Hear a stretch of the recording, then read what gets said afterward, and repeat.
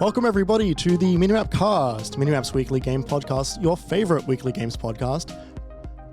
My name is Jeremy. Usually it's Kerry that is reading this. Kerry is unfortunately at the moment still at home, still sick. We missed last week. We were both sick last week. Kerry is still recovering. So in his absence, I brought on a very special guest, one David Smith from KotakuAU. David, how you going? Hello, mate. Good to see you. Thank you for having me on. Of course. Thank you so much for coming on, especially late notice as like a quick DM at a cheeky 1 p.m. I was like, hey, what are you up to later this evening? We've got a gap. Would love to have you on. Man, of course, anytime. Happy to do it. Happy to hop in. Just before I go into the introductions, David, what's your like history with games? What are you doing? You know, you work at Kotaku. What are you doing, man? No, but like, what do you like? What's your history with games? What got you into it? Is there a specific game that you super loved growing up that you got you really into? Like, oh, games can be a thing that I can really get into. Ooh, oh my gosh. Like a lot of guys my age, I'm 39 years old. I've been playing games since the very like late 80s. The first console we ever owned was an Atari 2600 that was handed down to me from an uncle. I played a ton of games on that thing. They had so many that they just hand them off to us because their boys were moving on to an NES or maybe a Super Nintendo at that point. I played a lot of Pitfall, a lot of Ghostbusters, a lot of oh my god, the Plaque Attack, the one where like you have a little gun flying around inside somebody's mouth and like blowing up like junk food and stuff. It was kind of like it was like Plaque Attack. Oh my god, look that one up. It was fucked up. That basically gave way to another Atari, a family computer. I think I was calling S2000. I think right. It was one of those old Ataris where like the whole PC was basically built into the keyboard and like the disc tray and everything. My dad conned my mum into buying that one and was like, oh, if he wants to play video games, he should play it on the computer. Yeah. But what dad actually wanted was a PC that he could write music on. So he got that done. That eventually gave way to the Mega Drive, which was actually where I fell in love with video games for real. Yeah, right. First game I ever played on my Mega Drive was Street Fighter 2. Pardon me, I'm getting over a cold. I'm so sorry, everyone. Street Fighter 2, that was a Special Championship Edition that came with the console. I had the choice. I could either get the version that came with Street Fighter, or there was one that came with Aladdin, and another Disney game, and I'm forgetting what it was. I actually have. Was it like one of the Mega Drive? Ones? Oh wow! Okay. On my shelf right behind me. Yeah, I still have that little Mega Drive too. Watching over you as you get into the broadest world of games possible. It's come with me everywhere, man. But the game that I played on that system that I fell in love with was Sonic 3. That was the one. Nice. And it was after that, it was off to the races. I never stopped playing games. I fell in love with them. I wanted to know more about them. I want to know how they were made and the people that made them. Yeah.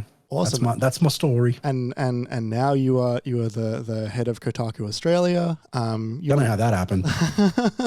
Do you want to just talk very briefly on, the kind of things that you'll have to focus on over there? I've seen a lot of the work that you've done over there has been really great. Thank you. Want to just talk to some of that stuff for a sec? Yeah, absolutely. So Kotaku Australia, if you're not familiar with it, we're the Australian arm of the very well-known American video game website Kotaku. We are very much I would call us the hobby hut of Kotaku. We're very much like on the other side of the planet. We're doing our own thing. We're a very different vibe to the US site for sure. A lot of people like to come to Kotaku Australia for that reason because we're just a little bit different. Our content mostly focuses on, we try and keep it as local as we can, hyper local from time to time. We focus on local events, local games, local developers where we can. We write a lot of stories that are about, pardon me, the news of the day, the big AAA stuff that obviously people want to read about, keeps the traffic going, keeps the lights on for us. But a big part of our remit is the Australian industry. We like to talk about what's going on in the Australian industry, the good, the bad. We talk about when we have wins. We talk about it when we have major losses. We ran a story only a few weeks ago that Jackson Ryan wrote for us as a freelancer about redundancies at EA Firemonkeys here in Melbourne. It's a mixed bag for sure of the stuff that we do talk about in the local industry. But we've always had a really loyal following for it, and we do love doing that kind of work. So we do want to continue it. It's always really cool. When we were at PAX last year, for instance, we had people coming up to us throughout the weekend just to say g'day and thanks for putting those stories together. Like people even from within the industry, which was really, really cool. It's something that we're known for. We've always been known for it ever since like Mark Serrels was editing the site back in the day. He was succeeded by my predecessor, Alex Walker. That work has gone on the entire time, and now it's up to us. We carry that forward a little bit. It's kind of in a weird way, a little bit of a mantle in games media in Australia, and one that I'm happy to bear. Awesome. Well, the games as a whole in Australia is better off for the work that you are doing. So bless you. Thank you so much for doing that. Of course. To get through the intro, the MiniMapCast goes live on all podcast platforms every Wednesday with 24 hours of early access given to all of our wonderful patrons. More on that later. If you like what you're hearing, make sure you tell your friends and give the show a positive rating wherever you listen to your podcast. It makes a huge difference and it only takes a few seconds. If you want to get notified every time a new episode is released, make sure to follow us on social media. We are at MiniMapAU on X. Oh my God, he nearly forgot his own hat. No, it's deciding to call it X as opposed to Twitter. Instagram, TikTok, YouTube, and also Twitch, where we are live every Monday night, 7:30 p.m. Australian Eastern Standard Time for the live recording of the MiniMapCast. We always hang out and chat before, after, and during the break of the live recording, and would love to see you there. We also wanted to say thank you to Shook for letting us use the Moog Model D Improv as the music for the MiniMapCast. You can listen to more of Shook's music at shook.bandcamp.com. And finally, MiniMap is completely independent and funded almost entirely out of our own pockets. To help keep the lights and mics on, you can support us by becoming one of our wonderful patrons. For only $5 a month, you get a 24-hour early access for all episodes of the MiniMapCast and some little bonus features we're planning on cooking up. For example, just before Kerry got quite ill, we recorded a couple of these Remember E3 is sort of the working title of it, where we just watch a bunch of old E3s and just sort of react to them and talk to them and just kind of like, talk shit from the cheap sheets, from the cheap seats about the nonsense that was going on. There's an episode that's going to go up for everybody on our YouTube quite soon when I manage to get around to it, which is us reacting to the Xbox 360 2009 E3 showing. Which was this all the stuff that came out of like the gear that Danny O'Dwyer's been putting up? Part of it, yes. Danny O'Dwyer put up a channel specifically for us to react to it. We love him very much for that. Oh, it's so good. Getting 1080p videos from back then is incredible. Especially it's incredible, isn't it? The 1080p Milo reveal of from the Kinect. It's just wonderful stuff. If that interests you, head on over to patreon.com/MiniMapAU to help us out. And remember, it's cheaper than a latte with oat milk. David, that's true. $5. That's a really good deal. Right. It's especially comparing it to the price of a coffee, which gets more expensive every day. Every time I read it, it gets more and more expensive. Just before we jump into Baldur's Gate, there was just one thing I did want to just get your takes on. This is like some pretty light news, but it's some exciting news. Today, PAX announced a couple of the big hitters are going to be there later in the year. Specifically, Nintendo and Bethesda are going to be here, which I think is really exciting. PAX last year was a little bit lighter in terms of a lot of the major players. There was no Microsoft, there was no Nintendo, there was no PlayStation. Square was only there with Final Fantasy 14 sort of thing.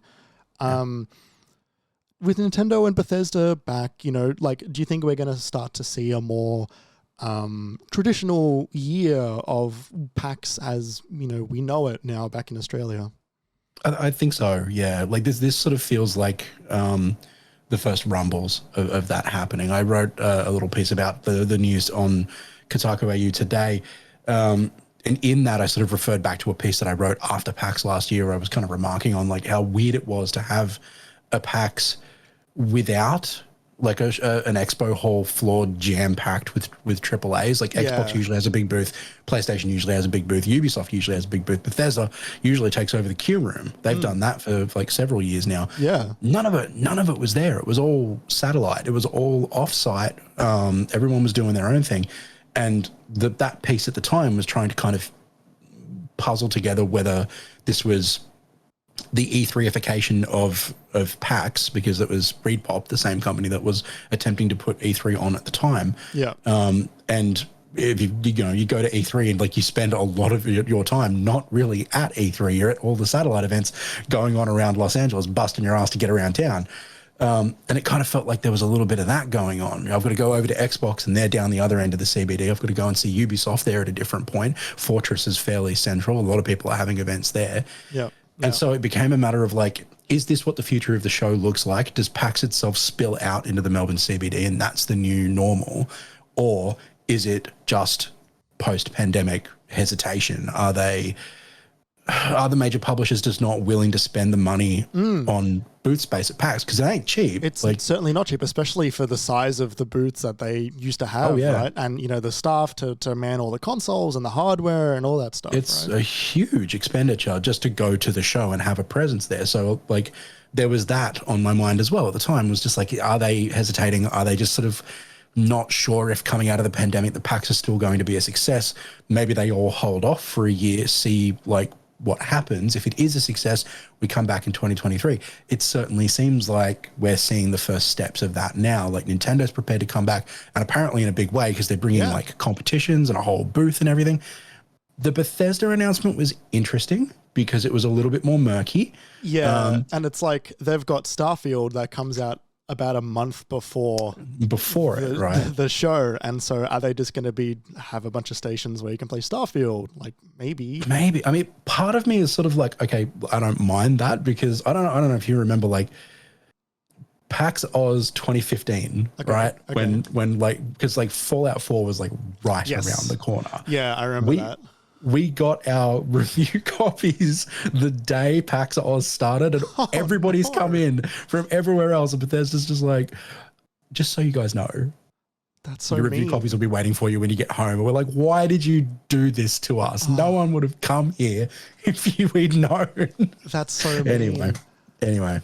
That was nice of them. They sent that game with like a month of lead time. That was beautiful. God.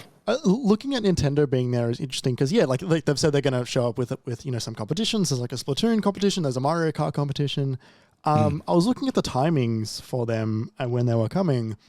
It is 2 weeks before Mario Wonder comes out. Yeah, and Nintendo have brought some early games in the past to PAX Australia. I think Kerry said that it was sort of ones that were kind of similar to TGS at the time. So if they're going to bring it there, there's a good chance they'll bring it over here as well. So a lot of the time that does happen, yeah. There is a chance that we might get to look at a brand new Mario game there ahead of the world release, which could be really great. That wouldn't surprise me. Yeah. Like even if it was a slightly older build, like if they one thing that tends to happen at PAX is a lot of the time, pardon me, they tend to bring Gamescom builds. Yeah, which are often a little bit older by that point. Like Ubisoft is well known for bringing the Gamescom builds of their games to the PAX show floor because they've typically got them on hand. It's easy to transport them over and get them set up, get them working. There's a little bit more knowledge there rather than trying to carve off a new vertical slice and send it over and get it all set up on the show floor. Yeah. Nintendo may do that as well. Keep an eye out if Nintendo's bringing a lot of stuff like that, like their third and fourth quarter releases like Mario Wonder. Keep an eye out. That may be the build that you end up playing on the show floor. That's the sort of stuff that like nobody ever finds out when they're not like in the games media space. Like it's just like, oh, I just get to play a little bit of this game, but they don't know where it came from. It's like, no, this is the stuff that like got played at Gamescom only a couple of months or even weeks ago at that point. Yeah, totally. Awesome. Well, I'm looking forward to PAX. Are you going to be there? I will be. There I can't wait. I love PAX. Like, I know that, like, it's not necessarily, like, the coolest thing in the world to be like, oh, my God, I love this big, gigantic fucking, like, convention. Because it is an exhausting weekend. It's 3 days. If you haven't been going to like Games Week before that, if you haven't been going to Migwa before that, you're absolutely knackered by the end of it. But like I've said to people before, like even when it went away during the pandemic, I really missed it because it's kind of become my personal Burning Man. Like I come out of the show every year just like I'm fired out of a creativity cannon just from being around all these incredibly like talented creative people for 3 really compressed days. Yes, it's my favorite weekend of the year. I can't wait. Some of the most amount of steps I've ever done in any day ever is always from like specifically the Saturday and the Sunday. They are like just absolute murder. Yeah, it's murder, but you're having the best time. I know, like, and I wouldn't trade it for anything. No, no way. I had a meeting with my publisher today. We do like a weekly catch up just to see how everything's going on the site and whatnot. And she was sort of like, I don't know much about PAX because we're sort of starting our planning and like making sure we've got everything in place and all the rest of it. And she was like, I don't really know much about it. And I started explaining it to her and like what the show is. And I kind of got onto like, this is 10 years, right? Like since PAX first arrived in Australia. It's not the 10th show because of COVID, but it is the 10th year that it's been here. And how like, it feels now like we've always had it, but when it first came here in 2013, there was nothing like it. We'd never had anything like it. And now we're really protective of it because if it goes away, we won't have anything like it again. It's still kind of novel and silly that there's a whole weekend dedicated to video games, and yet it's so fun and it's so genuinely good. Like the whole Rising section and like the Indies area, and now there's like a dedicated New Zealand Indies area as well, which is really cool. Oh, about time. So good. So good. So good. And it was really cool. I mean, one of the things that I did like about last year, I feel like I might have been in the minority opinion on this, but like I really liked kind of not having the AAAs there to a certain extent because it drove everybody into the indies. Like there was just all these indies getting this massive amount of attention because that's what you could play on the show floor, right? Like if it wasn't for that, if Xbox had been there, if PlayStation had been there, if Ubisoft had been there, everybody would have been queuing up for that. Not as many would have been going into the indies. Well, quite a few still would have been, but not as many. You might be forgetting the gigantic heavy hitter that was there being Sonic Frontiers. That was Sonic Frontiers. The real reason everybody actually came to PAX last year was to see our blue friend running through the most hideous fields you've ever seen. Oh, man. Ruby and I queued up for like 30 minutes to get into that thing until like one of the people who were running the booth like recognized Ruby and was like, oh, you guys are from Kotaku. You can come in and quickly play it and make sure you get your content. And like she was so excited. We got in. She was like, yeah, let's go. Start playing Sonic. And she gets 10 minutes into it. I'm like filming, getting TikTok footage and all the rest of it. I'm like, what do you think? And she's like, I don't know, man. Yeah, I thought that was one of the worst demos I've played. And then the game came out and I really enjoyed it. Yeah. Which is bizarre. Really? Oh, you liked it? That's great. I like it's a part of me that I haven't quite come to terms with yet. I don't super know why, because it was a mess when I played that game, and I was like, I think it's actually good. It was a bad time. Oh my God. I haven't. There's parts of me that I don't want to reconcile right now. That's definitely one of them. The part of me that enjoys Sonic Frontiers. Immediately threw it into the hole with the other tributes that had displeased me. Like, I was just like, no, this is not my hedgehog. Get it out of my sight. Speaking of incredible wildlife in a lush world full of amazing and fanciful creatures. Incredible segue. Well done. Thank you. Baldur's Gate 3 has just come out. You've probably been playing it for a few more days than I have. What's your history with Baldur's Gate? Yeah, okay. What's your history with Baldur's Gate 3 and how you find Baldur's Gate as a franchise, and how are you finding this one specifically? Yeah. So history with the franchise, I've been playing it since like 1998. Yeah. Wow. I got I pinched, well, I mean, I could say it now because it was a million years ago, but I pinched a copy of it off a friend who had the legit copy on the PC of Baldur's Gate 1 and the expansion. And I nicked that. Like we just pirated it back in the day and hung on to it because that's what you did. You just nicked all of your friends' games and made copies of them where you could. And it just blew me away. Like it was totally different to anything else I'd played at that time. Like CRPGs were so totally removed from anything you could play on a console, and this in particular seemed insane. It was sort of my gateway to Dungeons and Dragons as well. Like my friend and I who I got that game off, ended up playing a lot of Dungeons and Dragons because that Baldur's Gate drove us to it. At the time, it was 3.0, I want to say, was the D&D rule set at the time. Yeah, right. And the game did its best to reflect that. By the time I think Neverwinter Nights rolled around, they were on to 3.5, I think. But very much like in that era of like the combat heavy, really quite crunchy war game adjacent version of Dungeons and Dragons.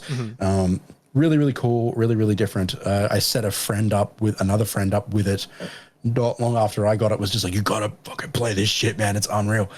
And I remember the game opening in a town with a group of monks near some sort of cloister, and my friend immediately goes over to one of the monks, misclicks, and punches one of the monks. Excellent. And this group of monks just gathered around him in a circle and it just beat him to death. Instantly, his character died. He was just like, this is the best game I've ever seen. I had no idea that was going to happen. This is incredible. Moving through, we went to Baldur's Gate 2. We went through the Shadows of Arm expansion.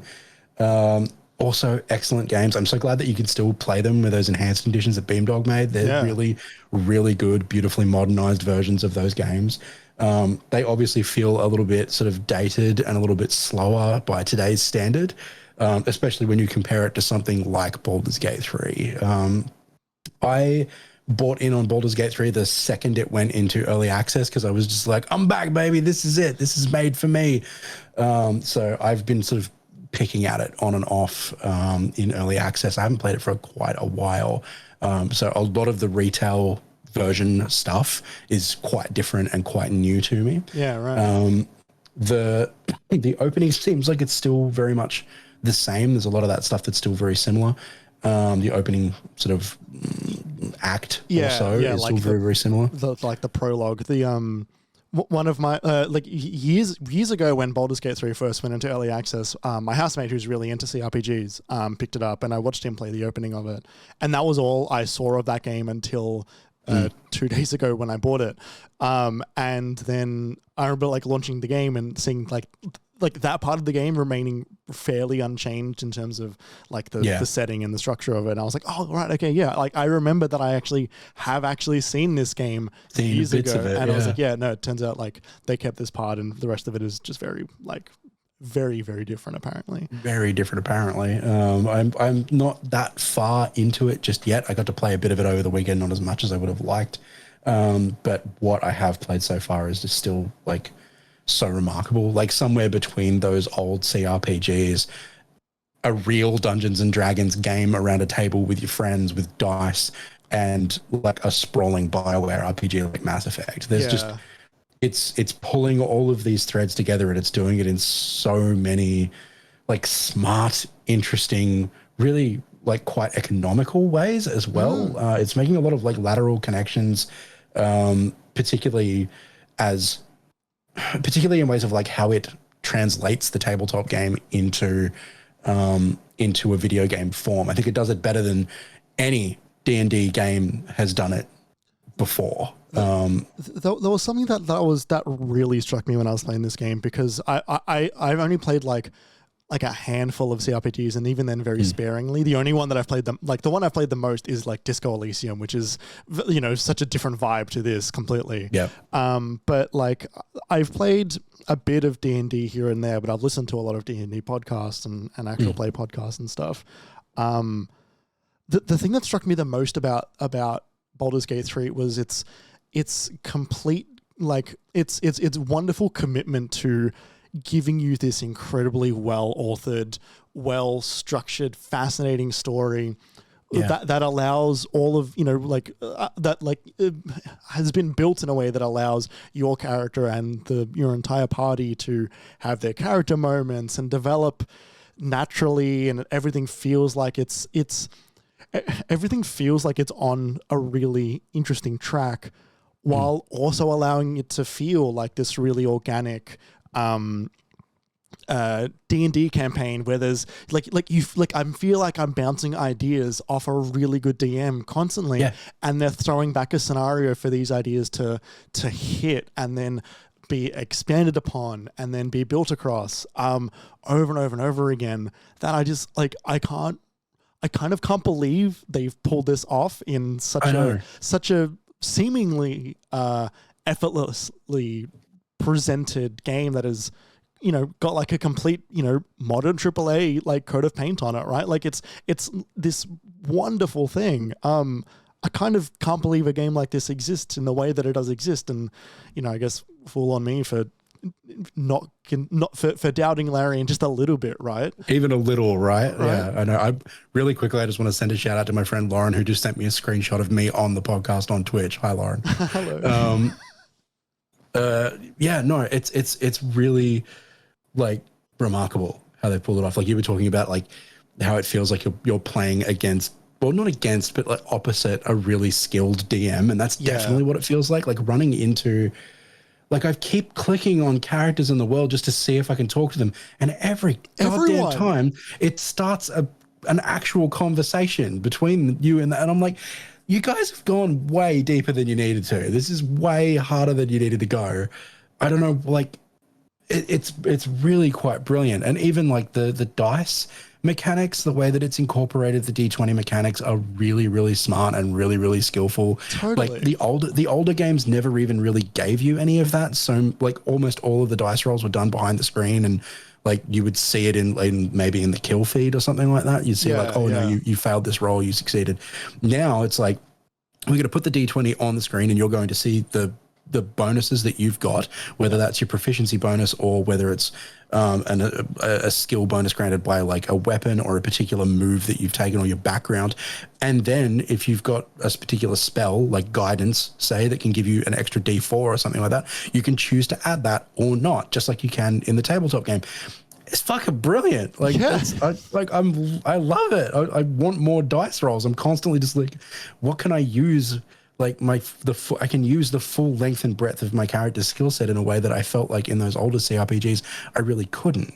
Like, I go on about that part of the game all day. I think it's so fucking brilliant. It is brilliant. There's such a wonderful connection to, like to all the editions of D&D, and like just the idea of playing a game on a table with a bunch of friends, and you've got a bunch of dice, and that is the entire experience. The rest of it is all, I think, coming out of, like the Dungeons and Dragons movie that came out, but also coming out of, the first season of Stranger Things from 7 years ago, which helped kind of, helped repopularize D&D to a group of, like to an audience that is broader than just people who have been playing D&D for ages. Totally. Like, looking at that and then respecting that and bringing that into the experience, I think always elevates it. Like, it was one of my favorite things about Citizen Sleeper was seeing all my dice rolls that I would that I would do in that game, because it's how I knew to like put the actual like mechanic to decision like equation in my head. It made so much sense.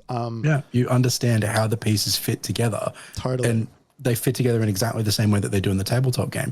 You could be like, I mean, you mentioned Stranger Things. I think one of the other things that is like, and you mentioned actual play podcasts before. To me, that's the thing that's like really sent D&D into like the cultural zeitgeist. Yes. Critical Role has had such an outsized effect on the game, like because it showed people how easy it was to play Dungeons and Dragons. Like one of the biggest like obstacles to getting anyone into the game has always been like, well, there's 3 rule books, and right away people are like, I don't know, man. Like that's a lot of homework I got to do all of a sudden. And you watch something like Critical Role or like Dimension 20 or any number of the actual Play D&D podcasts out there, and it shows you right away. It's like, no, you're telling a story with your friends, and occasionally it's interrupted with dice rolls that tell you whether you succeed or fail at a particularly silly thing that you want to try and do. Yes. And it's so much more simple than people thought it could be. And it wasn't until they were able to watch other people play it that they realized that, and then it exploded. Right? I couldn't agree more. Speaking of silly things that have happened in it, has there been anything that stands out in your time in Baldur's Gate 3 that has been such a ridiculous, funny thing that you couldn't help but break down at laughing?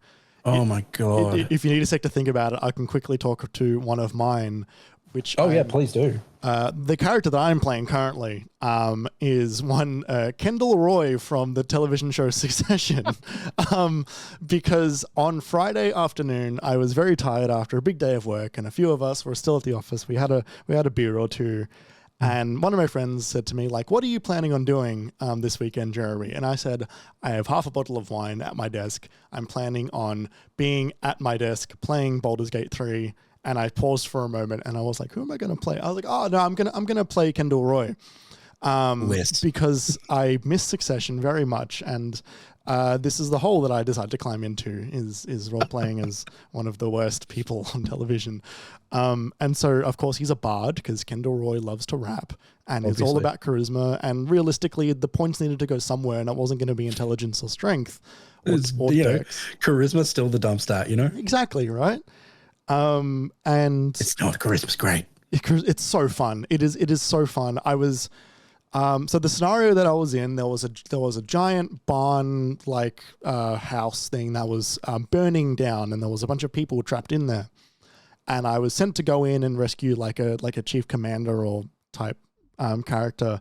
And my dumbass bard, wanders in, hops over the flames, and makes his way over to one of the characters I need to rescue. And there's like a burning wooden like plank that's leaning on him. And one of the there's a couple of different checks I can do, like strength to try and lift it up, or dex to look around and try and there's a few. The one that caught my eye was it was a bard check, which I didn't expect to get in this scenario, which was pretend that the plank is too heavy to lift. Oh, yes. Which I passed, which means that my dumbass character walked all the way over to this plank of wood and then pretended to lift it, that it was too heavy, to, I guess, not make the character that I'm trying to save look like I'm a weakling. And I just pretend to try and lift him and not actually lift it, which was brilliant. Just so fucking useless in this scenario. And yet I did it and I passed, and he was very convinced that this plank was too heavy for me to lift, because I guess he just decided he didn't want to do it. And if that's not Kendall Roy, then I don't know what is. That is him all the way down. Oh my God. I mean, I haven't really I haven't run into any particularly absurd scenarios just yet. Mm-hmm. The stuff that's made me laugh so far has been completely self-inflicted. I found my way into, not long after the sort of early part of the first act, where you're sort of coming up the beach and in through the caves and all the rest of it. Mm-hmm. You find your way into a druid enclave for a little bit. And in that druid enclave, there's a spot not long after you walk into it where there's one tiefling who's kind of looking after a couple of young ones who are just practicing combat or whatever. And this is the point where the game is about to teach you, if you crouch and you go and you pick up an item that's just in the world, you can steal it as long as they're not looking. Except I didn't see that tooltip, and I was on the controller, and the controller support is really quite good in Baldur's Gate 3. I actually quite like it. But it kind of did me over on that one, because I didn't realize that this was the sneaking little tutorial, I guess you would call it, but I'd completely missed. And I accidentally stole the damn piece of armor that's sitting on the chair behind this guy, and it was just steal. And I saw it for the blink of an eye. It said steal, and I was trying to talk to him, and instead my guy just went yoink and stole this piece of armor. And immediately the old mates turned around and been like, you're going to jail.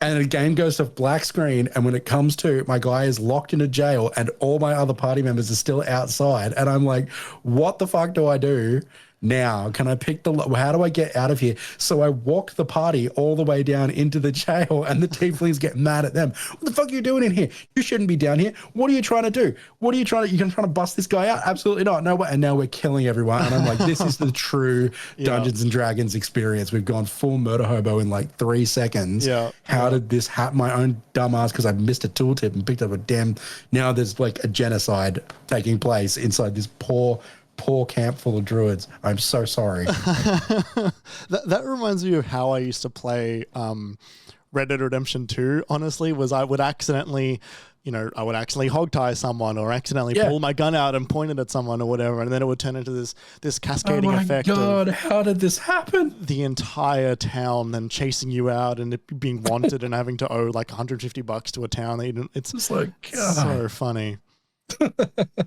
Anyway, yeah, that's the stuff that's happened to me, and it's all been self-inflicted. Yeah, right. There was a similar thing where I was in this goblin little town, and I was talking to one of the lead goblins, and the story of the game is you've got like a parasite in your head that is connected to mind flayers, and you don't know how you're going to get it out, and you're meeting apparently every second person has also got one, which is funny how many people you're bumping into who have got one.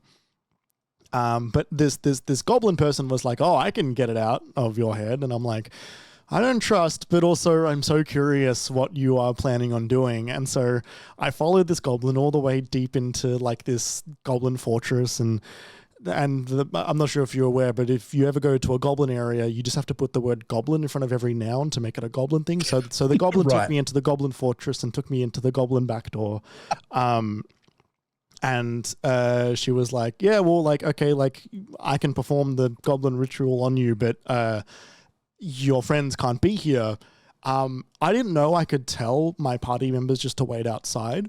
Right. So I just dismissed all of them and told them to all go back to camp. And I suddenly felt like very naked. I was suddenly alone. very, very alone in this goblin fortress. And I was like, well, what's the worst that could happen? And so I'm like, I'm good to go. And she locks what is like known as maybe the sturdiest door I've ever seen, with God. a lot of HP on that door. And she feeds me what is actually just like a sleeping potion. And she's like, now I'm going to kill you. And I went, well, what if I kill you first? And so I killed her and it was fine. But all the goblins that were trying to then, because she then raises an alarm and everybody surrounds like the room that I'm in. The door is too strong for any of the goblins to enter. Like they cannot break it down. Every attack they are doing on this door is causing 0 damage to this door. And so I'm suddenly both in incredible amounts of danger and completely safe at the exact same time. Yes. And I love it. So my dumbass bard walks out the back door, finds the biggest giant goblin I've ever seen in my life. And she's like, what are you doing here? And I'm like, oh, I meant to be here. And I'm like, oh, well, you passed the vibe check, so whatever, you do whatever the fuck you want. And I left and it was completely fine. There's all these elements of the game that like kind of remind there's a like, I mean, I rattled off half a dozen like inspirations that this game like draws from, right? Yeah. But there's a little bit of like immersive sim in there too. There's a lot of immersive sim in this game. Yeah, it's surprising, isn't it? And that's because, like, immersive sim is... I mean, it's D&D. It's just D&D. Like, that's all it is. It's the original game is just imagination. But there's also a little bit of... kind of a little bit of Hitman as well at the same time, Totally. You're sort of walking into an area and just kind of seeing what's happened, and when shit hits the fan, you're just adapting as much as you can to try and get it all working. It's all so good. It's so good. It's so good. Like, and there you go. End of review. It's so good. It's just so like good. we are working on our review. Emily's going to take that one for us. Probably be up on the site in probably a week or maybe a little bit more, depending on how much more time she wants with it. Yeah, completely pour one out for anyone who has to write a review for a game this big. Oh my God, mate. Like we got codes. It was originally going to be like 6 days prior to launch, and then it got shortened to 4 days prior to launch. And like even with the 6 days, it was just like, guys, we're not running to hit that deadline. With the embargo, it's not worth it. No. 4 days, certainly not. No. We were happy to let that embargo blow by, let Emily actually properly like sit with the game, play it, get a feel for it, and then deliver her thoughts on the site a little bit later on. Once she's had time to get a solid number of hours under her belt, which, as in her own words, she planned to no life it over the weekend, and I believe she did exactly that. So I did tell her, like, please, it's a weekend, like, go and like live your life, do your thing. Yeah. But no, like, I mean, I'm no better. I also no-lifed the game over the weekend just because it was like, I got to do this. Like, I got to play this game. I made a conscious decision to do that, and it was one of the best ways I could have spent my weekend, honestly. Oh, totally. Completely. I still had stuff I needed to do. I still needed to go and run a bunch of grown-up errands that I really resented every moment of. Yeah. But the moment I got back, I was straight back into it. Just like, oh my God. Like I even like the fact that it throws companions at you from the jump. It does. Like before you've even left the beach, it's like, here's 3 new friends. I'm like, this is great. Like I love this. Already building a party. Astarion, the moment I met Astarion was like, I was playing, I'm now about to start my 3rd character because this is just what I do. I just start new characters and I keep playing around with them until I find something that feels like it fits right. Okay. The first one that I was playing was a half-orc wizard.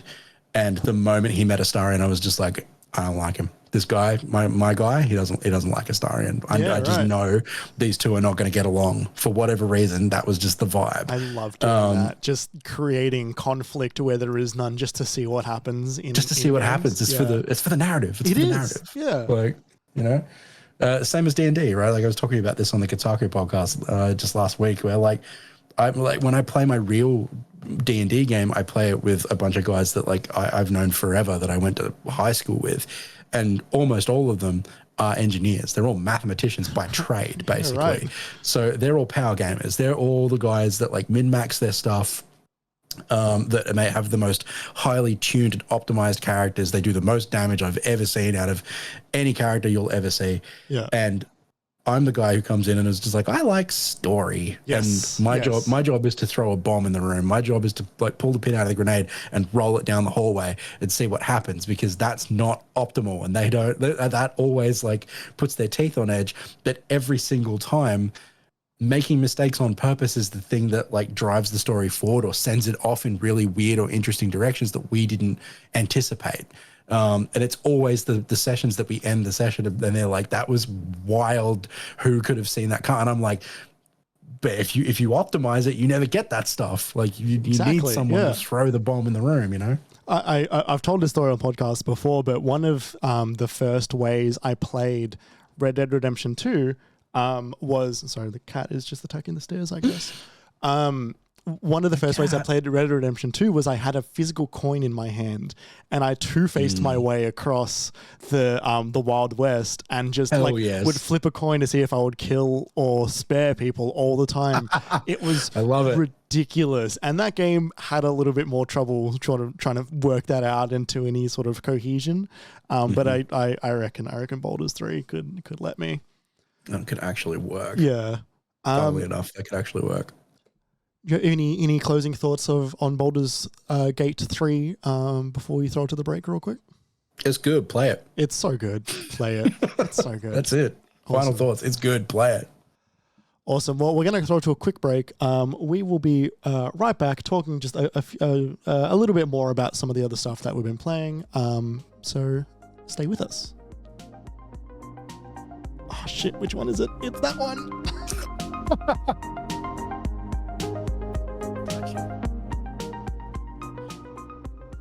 Welcome back to the MiniMapCast. I am here still with David Smith of Kotaku, wonderful guest from this episode. Folks, I've only sort of got really one other thing that I wanted to talk to this episode. That is, I've been playing some more Elden Ring, which I haven't played since it came out, really. Yeah, right. I fell back into a bit of a break.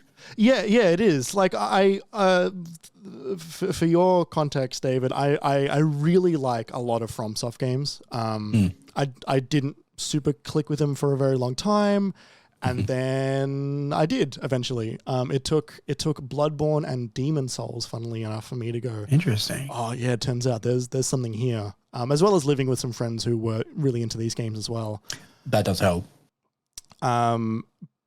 Falling into them in a big way and making them click in a way that I feel like I can play basically all of them now. I've beaten all but 2 at this point. Sorry, all but 3, including Elden Ring. But I'm on the road to beating Elden Ring now, which is exciting. I haven't beaten Dark Souls 2 or 3, but only because I didn't like Dark Souls 2, and I just haven't. I haven't gone back to 3 in forever. Playing Elden Ring now, it's been about a year since the game came out. There's now a lot of guides out for how to play that game. There's a lot of really good walkthroughs. There's a lot of really good posts on Reddit which like allow you to say like, hey, like if I'm sort of at this point of the game, what should I be doing? And there's really wonderful community around actually showing you the best path to the most enjoyment in those games. So what I've been doing now is I restarted the game, made a different character that I usually do, threw a bunch of points in my magic spells, and I've been going across the land with a big sword and a big staff, hitting as many dudes as possible, but also actually engaging with a lot of the side quest content, meeting up with a bunch of the NPCs. And I've also been, and this is wild for me to say, I've been reading a lot of item descriptions. And I'm doing that's good shit. Been doing the whole thing, the whole Elden Ring shebang. Junglist somewhere has just sat up, like bolt upright, and been like, yes, we've got another one. It was, for me, it was actually, I'm not sure if you've seen ArcAG, the lads who used to be at IGN UK. They've gone through all of those games. And that was the dynamic that they have allows me to get the game in a way that I wouldn't have on my own, because I have the guide teaching the player and the third person making the jokes in a way that I don't have that whenever I'm playing that game. But then bringing up the guide on my phone and doing it on my own and having my own experience in this game has been really rewarding and allows me to actually, I guess, appreciate a lot of the world building and a lot of the story in Elden Ring that I didn't really like. I missed a lot of it when I went through that game for the first time, because I was just making game progress without actually really knowing what I was doing. What was your experience with like Elden Ring, Souls games, all that stuff over the years? You found your way in eventually. I'm yet to hit that point. Really? I'm kind of the outlier. Like, I just don't have the patience for it. Like, which is funny considering I'm about to play like a 400-hour Dungeons and Dragons RPG. I didn't want to bring it up, but I mean, like, I'm nothing if not made of contradictions, honestly. I've never hit the point where like they clicked for me, like, ever. I'm assuming, because the From games that have worked for me in the past is Armored Core, which we're about to get a brand new one of, and I'm very excited Congratulations to you. That game is coming out very soon. Oh my God. It is Davo Christmas over here. Like, it is finally happening. I never thought we'd see it again after the success of Dark Souls and Elden Ring. I thought, like, that's got to be like the last thing on their minds right now. I am very much looking forward to that, because it's quite different to what is now considered the FromSoft style guide. Those are very different games. Like I've said, I think in every piece I've written about Armored Core 6, I think I've said, like, if you're going into this expecting like Souls with mechs, you're going to be profoundly disappointed. Yeah, like, it's so different to that. As far as Elden Ring goes, that was sort of the one that came the closest to clicking for me, for sure. Interesting. Mostly because, pardon me. Oh, this cold. I wish it would go away. It gives you the option to just leave. Like, few other Souls games give you that option where, like, you can just fuck off and try something else, or go somewhere else, or do something else. Elden Ring really did give you that. It's very much a make your own adventure, choose your own adventure kind of style, which I hadn't really felt in any of the previous From games. It just felt at a certain point like I was just destined to bash my head against a wall until I eventually broke it down. Yeah. Here, it feels like if I'm in over my head, or something is not clicking, or I'm just not getting a particular fight, I can leave. That's maybe the most basic take on that game, but that was the biggest thing that I took away from it, for sure. I was just like, if I had the time, if I had the many hundreds of hours required to really sink into this game and really get the most out of it, I think that would be the thing that hauled me through. I think that would be the thing that kept me going, even when it felt like, I've run up against a boss that I can't beat this right now. I'm not in the right headspace, or I don't have a character that's leveled up enough to take them on right now. I don't have the right gear or whatever. I can just leave and go and try something else. I thought, at the time, I've not been back to Elden Ring since it came out and we were playing it through the review period. That to me felt like, okay, if they were going to get me, it's probably going to be this one. Yeah, right. And just for a little bit more context, did the Star Wars Jedi games do that for you at all, or? They did, because I am a slut for a lightsaber. It turns out if you want me to enjoy a Souls-like, you just put a lightsaber in my hand. Apparently that fixes the fucking problem. Like I said, I am nothing if not made of contradictions. That is the strangest. I get it. Like, I do get it as a Star Wars freak. I understand. Yeah. But yeah, that, you know what I think it is with those? I think it's that they're not very good Souls games.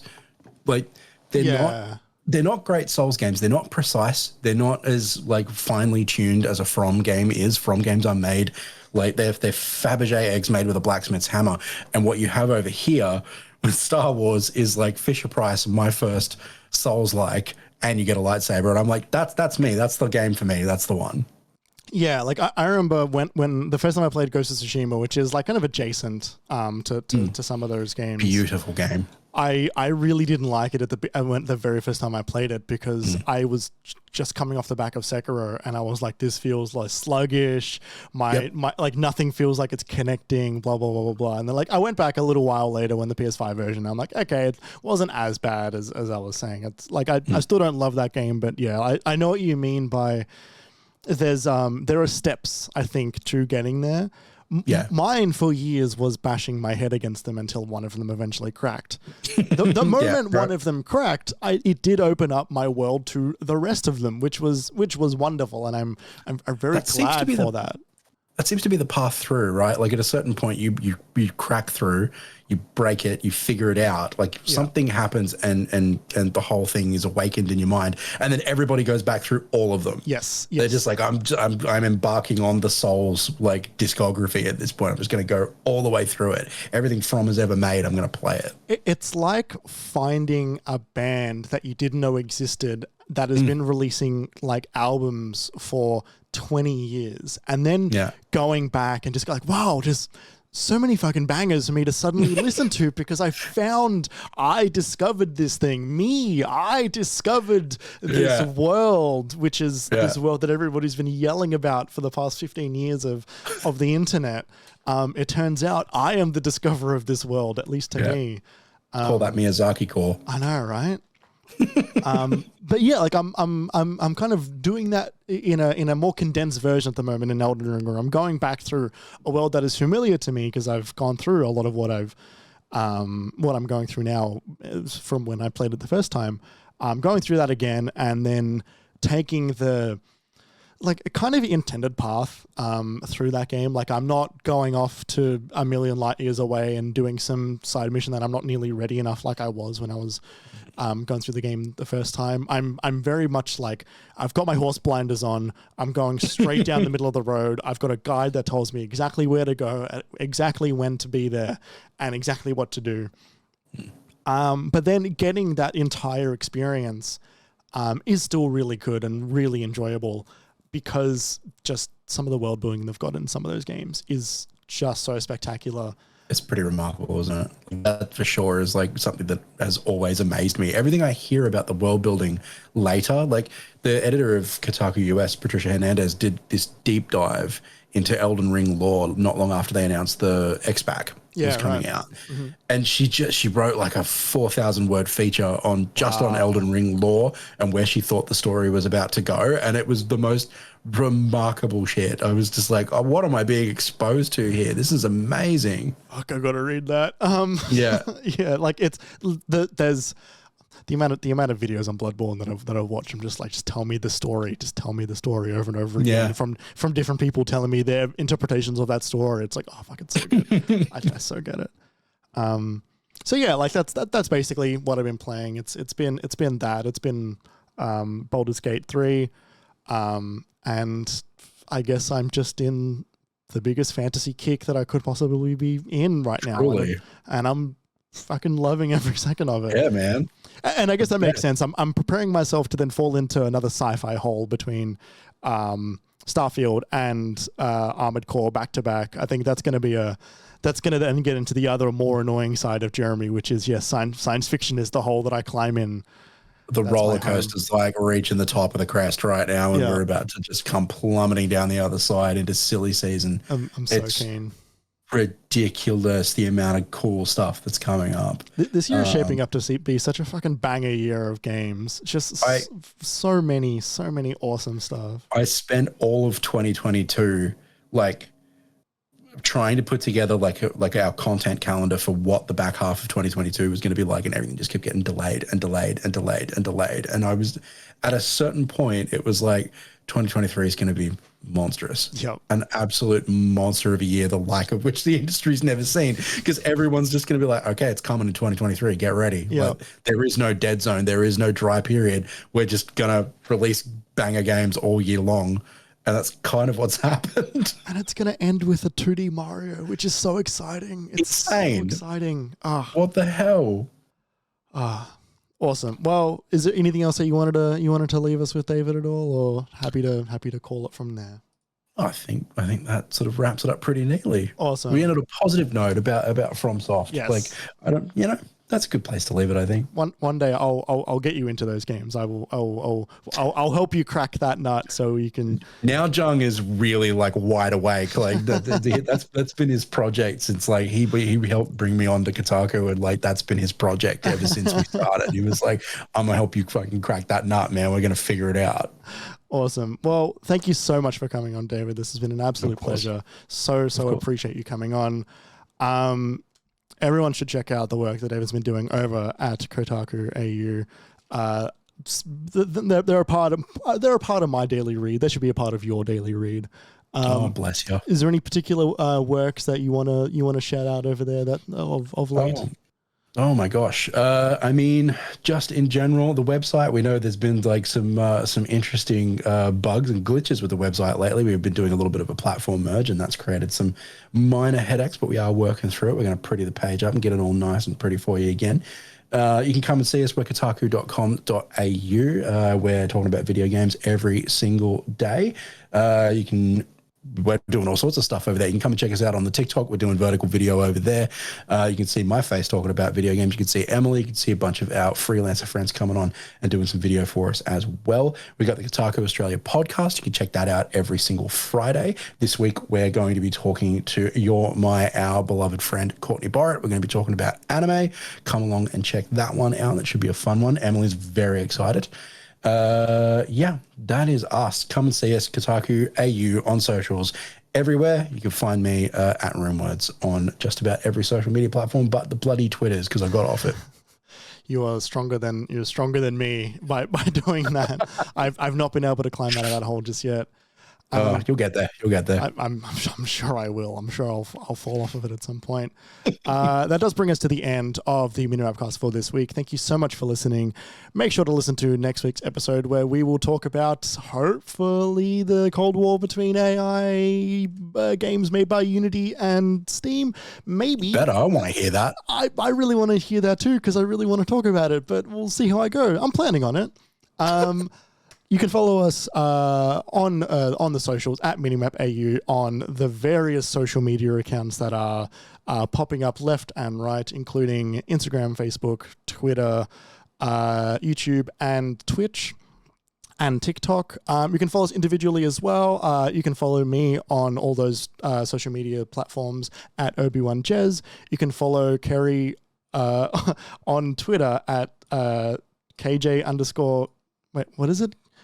Kerry, tell me in the chat what is it, because I always forget what it is. And you can follow David at Runewords.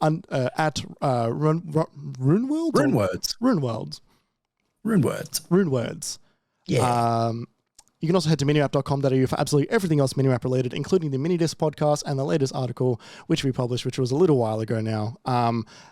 For those of you that are with us live on Twitch, stick around. We're about to start the post show. For those of you listening later, make sure to give us those oh so tasty 5-star ratings. It helps us out a lot. And consider joining us next week for the live show. It is a wonderful time.